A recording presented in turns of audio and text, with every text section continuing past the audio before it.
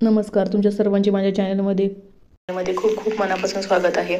आज आहे देवप्रबोधिनी एकादशी म्हणजेच कार्तिक एकादशी. तर याची व्रत कथा काय आहे ते आपण या व्हिडिओमध्ये बघणार आहोत. चला तर मग व्हिडिओला सुरुवात करूया.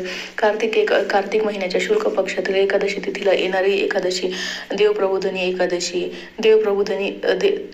विष्णू प्रबोधिनी एकादशी, देवोत्थान, देव उठणे एकादशी, कार्तिक शुक्ल एकादशी या नावाने ही ओळखली जाते. यंदा ही एकादशी 12 नोव्हेंबरला असणार आहे. या दिवशी भगवान विष्णू निद्रावस्थेतून जागे होतात आणि चातुर्मास संपतो.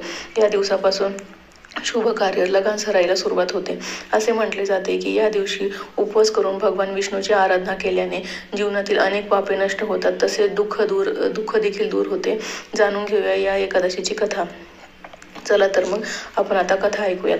पौराणिक कथेनुसार एका राजाच्या राज्यात सर्वांनी एकादशीचे व्रत ठेवले. एकादशीच्या दिवशी माणसांपासून चाकरमान्यांपासून जनावरांपर्यंत कुणालाही अन्न दिले जात नव्हते. एके दिवशी दुसऱ्या राज्यातील एक व्यक्ती राजाकडे आली आणि म्हणाली, राजा, कृपया मला कामावर ठेवून घ्या. तेव्हा राजाने त्याच्या पुढे एक अट घातली की ठीक आहे, तुला काम करण्यास ठेवू, पण रोज तुला जेवायला सगळं मिळेल, पण एकादशीला जेवण मिळणार नाही. त्या माणसाने त्यावेळी होकार दिला, पण एकादशीच्या दिवशी त्याला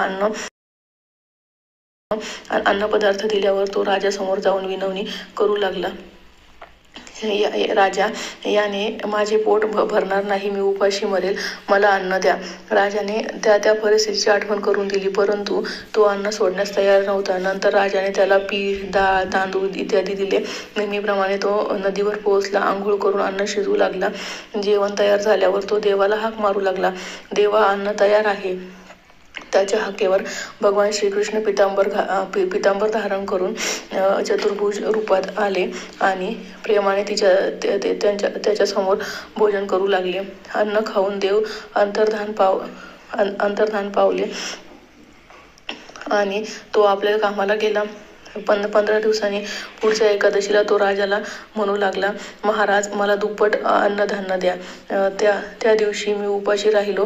राजाने कारण विचारले असता त्याने सांगितले की देवही आपल्यासोबत जेवतो, म्हणूनच ही सामग्री आम्हा दोघांसाठी पूर्ण नाही.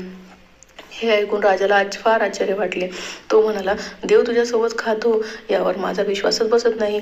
मी खूप व्रत पाळले आणि पूजा केली, पण देव मला कधीच दिसले नाही. राजा विश्वास बसत नसेल तर या आणि बघा.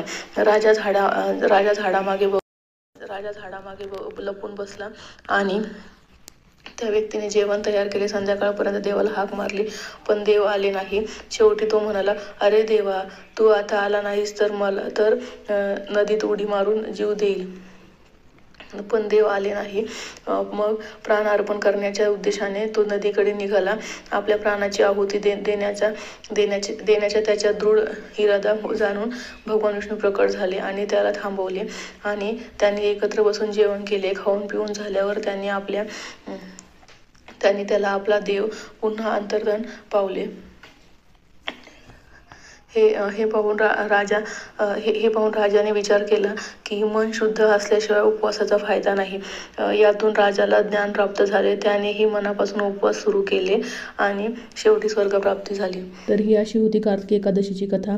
तुम्हाला माहिती कशी वाटली कमेंटमध्ये नक्की सांगा. माहिती आवडल्यास चॅनलला सबस्क्राईब करायला विसरू नका. लाईक आणि शेअरही नक्की करा. पुन्हा भेटूया एका नवीन व्हिडिओद्वारे एका नवीन माहितीसह. धन्यवाद.